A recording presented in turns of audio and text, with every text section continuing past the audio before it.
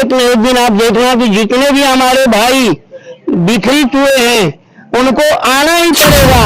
हम चाहे तो हम राष्ट्रपति के पास भी जा सकते थे, लेकिन हम क्यों नहीं जा रहे? कि हमारे वजह से ही डिसिप्लिन में हम जो रहते हैं, आज पूरा देश स्वतंत्र है। जिस दिन हमारे फौजी भाइयों में विजय हो जाए, जैसा आपने देखा होगा सिपाही विजय में हुआ था, तो अंग्रेजों को दुम दबा के भागनी पड़ी, चाहे देर हुआ।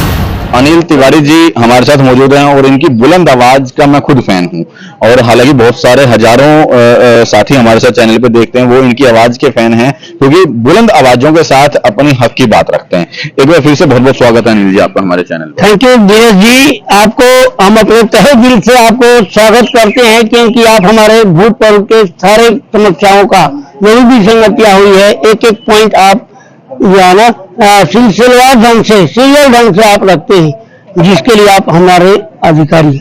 तिवारी जी मेन चीज के ऊपर आएंगे। देखो विसंगतियां हम सब जानते हैं कि ओआरओपी, एमएसपी, डिसेबिलिटी पेंशन और तमाम तरह की विसंगतियां जो चाहे आप लोग जब सेना के अंदर थे आपके साथ तब भी शोषण होता था, अब बाहर आ गए तो अब भी शोषण हो रहा है। हर तरह के शोषण के खिलाफ आप लड़ाई अब लड़ भी रहे हैं क्योंकि तब आप लोग शायद अनुशासन के नाम पर इन लोगों का गला इतना दबा दिया जाता है कि क्या नाम है, ये हक की आवाज भी नहीं रख सकता सैनिक। अगर इन्हें पता है इन्होंने हक की आवाज, अगर अपने अधिकार की आवाज उठा दी तो या तो कोर्ट मार्शल हो जाएगा, न जाने कितनी प्रकार की यातनाएं दे दी जाएंगी, वो पिट्ठू लटका दिए जाते हैं बिना फालतू के, और इसलिए ये लोग दबे के दबाए रह जाते हैं। अब इन लोगों ने एक अपना प्रयास किया है, अब इन्होंने एक अंदर इनके हौसला आया है कि हमें बोलना है, अभी नहीं तो कभी नहीं का एक नारा देकर के अपने हक की आवाज रखना। और ऐसे सैनिकों को मैं धन्यवाद दूंगा तहे दिल से कि वाकई आप लोग बहुत तरह की समस्याएं झेलते हैं। बहुत सारे संगठन हैं, सभी संगठन अपने अपने हिसाब से इस मांग को रख रहे हैं, आप लोग भी अपनी मांग को रख रहे हैं। क्या लगता है कि सभी संगठन बिखरे हुए हैं, मांगे पूरी होंगी, सरकार सुनेगी आप लोगों की? ऐसे दिनेश जी, मैं आपको ये बताना चाहूंगा सीसीएन न्यूज के माध्यम से कि एक न एक दिन आप देखना कि जितने भी हमारे भाई विचलित हुए हैं उनको आना ही पड़ेगा।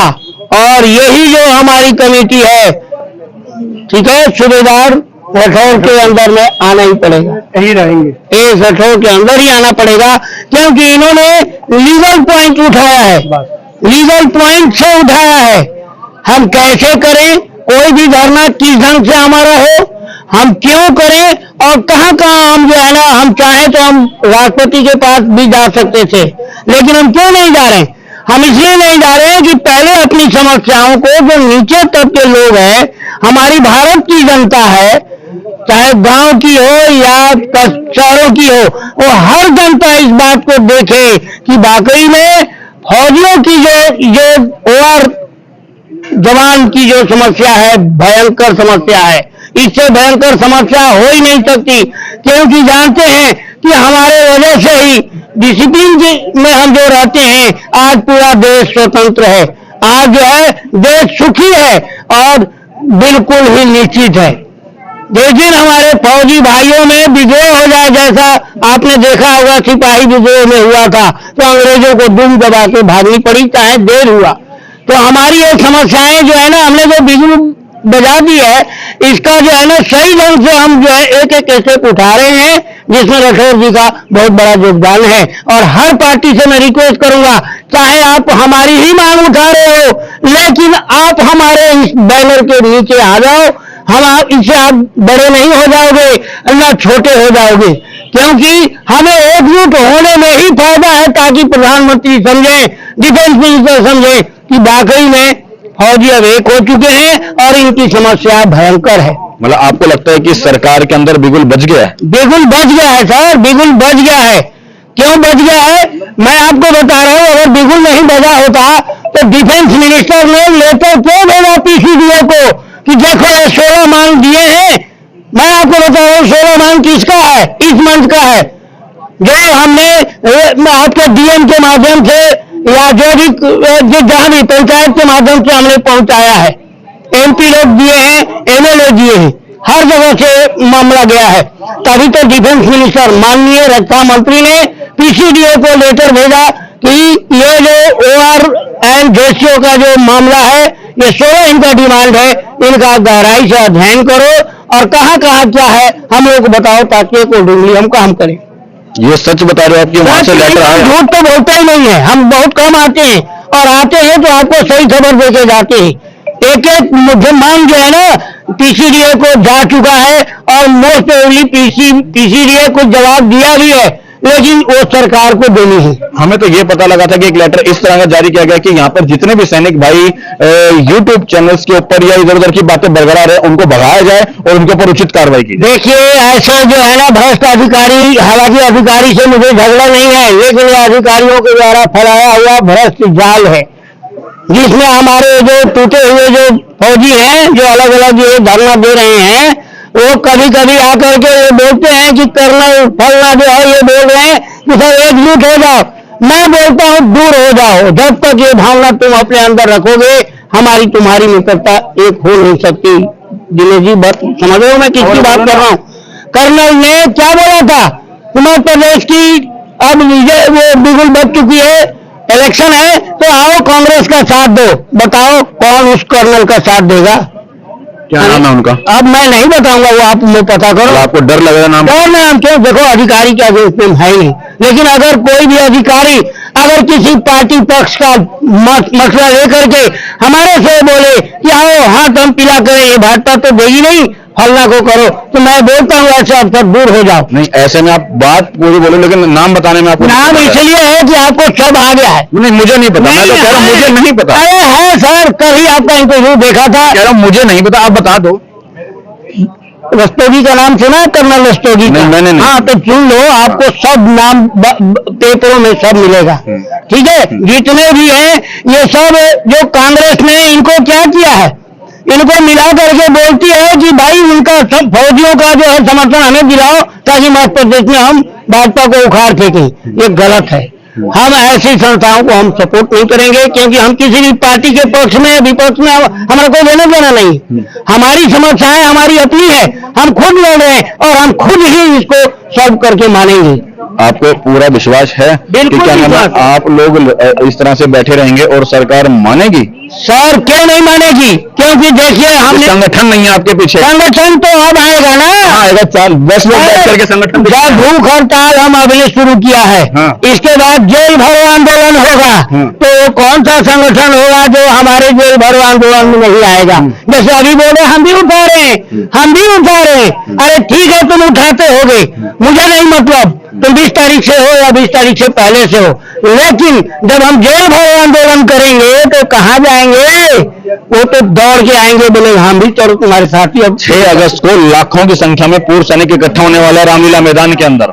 सर ठीक है, मैं मानता हूँ कोई भी संगठन हो अगर उठाया है ये मसौदा, तो मैं उसको निगेटिव नहीं कर रहा हूँ, लेकिन उसमें पॉलिटिक्स नहीं होनी चाहिए, क्योंकि हम लोग अब छिप कर देखेंगे। क्या आप लोग वहां पे जाके समर्थन करेंगे उनका? समर्थन तो देखो, हम पहले देखेंगे कि इसमें कौन किस पार्टी का उसमें मुखिया गया है, कौन पार्टी के लोग। वीर सिंह चौहान, वीर सिंह जी वो क्या नाम है उनका? देखो जी, अगर किसी पार्टी से है तो उसको हम समर्थन देंगे नहीं, क्योंकि सैनिक आएंगे, बेशक आएंगे, लेकिन समझ जाएंगे पॉलिटिक्स का खेल। वो जब समझ जाएंगे तो ये सफल हो ही नहीं सकता। नहीं, आप वहाँ पे कैसे जाके देखोगे? जिस दिन कार्यक्रम होगा उस दिन पहले हमारे इस प्रसंग आते नहीं हो, आए हुए हैं कई लोग, आके देखते हैं कि कहते क्या है, करते क्या है, तो उसी ढंग से हमारा ये रोल रहेगा। पहले तो हम कोशिश करेंगे कि आपको किन मुद्दों पे लेकर के आप इकट्ठा कर रहे हो। अरे वो वीर बहादुर जी कर रहे हैं, मैं बता देता हूँ आपको। वीर बहादुर को हमारे सामने आना पड़ेगा। ये जो हमारे सूबेदार जी हैं, एस राठौर जी,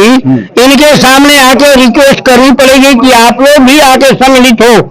जैसे मैं रिक्वेस्ट, आप लोगों को खुद इतनी नहीं है कि हमें जाना चाहिए वहाँ पे? क्यों जाना चाहिए सर? हमें मालूम नहीं है, जब हमसे विचार नहीं लिया, जब हमारे जितने नए संगठन हैं इनको बताया नहीं। ठीक है, भीड़ इकट्ठा करो, कोई दिक्कत नहीं, हमें तो खुशी है। मांग कहीं से भी हो, हमारी समस्या का समाधान होना चाहिए।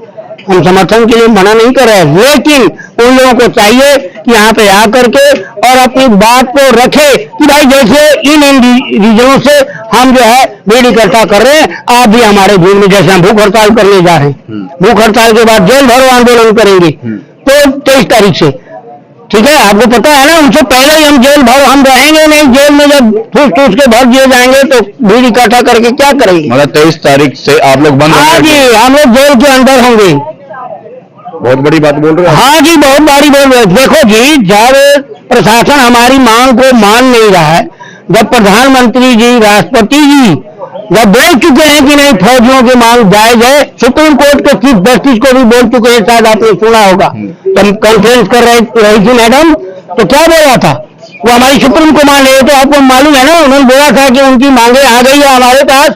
अब मैं चीफ जस्टिस ऑफ इंडिया से रिक्वेस्ट कर रही हूँ कि बेशक चाहे फौजी इधर से उधर लड़ रहा है, आप इनकी मांगों को सही ढंग से निपटारा कर दीजिए, ताकि एक टेबल से दूसरे टेबल, दूसरे से तीसरे न जाए। ये बात बोली है कि नहीं मैडम? सुप्रीम कमांड हो करके जब इतना हमारे लिए बोल सकती है, तो भला बताइए प्राइम मिनिस्टर और डिफेंस मिनिस्टर क्यों नहीं बोलेंगे? वो प्रेसिडेंट के अगेंस्ट में जाएंगे क्या? आप बता दो। नहीं जा अब सकते। जेल भरो आंदोलन शुरू हो। हाँ जी, जेल भरो आंदोलन होगा, तब जो है ये मैसेज जाएगा कि ये आप फौजी एक हो चुके हैं। ठीक है। अब देखिए, अपनी मांगों को मनवाते हुए गर्मी सर्दी तो इन लोगों ने झेल ली, होली यहां पर मना ली, भूख हड़ताल अब ये लोग करेंगे, ज्ञापन ये लोग दे चुके, जेल भरो आंदोलन की तैयारी है 22 या 23 तारीख से, 23 तारीख से 23 तारीख से 23 तारीख से ये लोग अब जेल के अंदर होंगे। बहुत बड़ी खबर मैं आपको बता रहा हूं कि जंतर मंतर पर बैठे हुए पूर्व सैनिक जो हैं अब जेलों के अंदर शुरू हो जाएंगे होने के लिए 23 तारीख से। 23 अगस्त के बाद यहां पर हो सकता है आपको कोई भी पूर्व सैनिक भाई ना मिले, और क्योंकि ये लोग जेल जाने की भी तैयारी कर रहे हैं। क्यों? क्योंकि विवश हैं सरकार से, विवश हैं अपने बड़े अफसरों से, जिन्होंने इनको धोखा दिया है, जिन्होंने इनकी पीठ में छुरा घोंपा है, जिन्होंने इनके साथ गद्दारी की है, जिन्होंने इनके साथ विसंगति पैदा की है, उनके खिलाफ लड़ाई लड़ते लड़ते अब ये लोग टूट चुके हैं पूरी तरह। तब जाके इन्होंने निर्णय लिया कि हम लोग जेल भरो आंदोलन भी अब कर सकते हैं। बाकी आप लोगों को इसके विषय में अपनी क्या राय देते हैं? नहीं है, करेंगे दिनेश जी, अमेंड कीजिए, हम लोग को करना ही है। अगर सरकार बात नहीं मानती है तो हमें अंतिम जो है हमारा जो हक है वही है, जेल जाने से कोई रोक नहीं सकता। हम बोलेंगे अंदर करो। बाकी पूर्व सैनिकों की इस लड़ाई को लेकर के आपके अपने क्या विचार हैं, कमेंट बॉक्स में राय दे करके अपने विचार व्यक्त जरूर करें। जय हिंद, जय भारत।